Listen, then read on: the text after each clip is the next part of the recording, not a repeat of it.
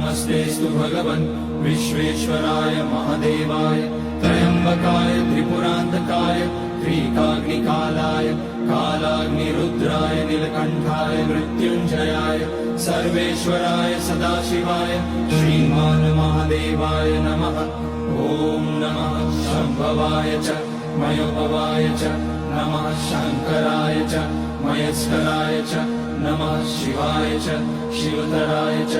ॐ त्र्यम्बकं यजामहे सुगन्धिं पुष्टिवर्धनम् उर्वारुकमिव बन्धनान् मृत्योर्मुक्ष्यमामृतात्।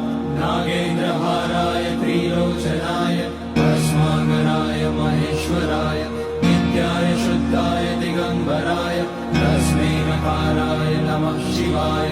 मन्दाकिनी सलिलचन्दन चर्चिताय नन्दीश्वर प्रमथनाथ महेश्वराय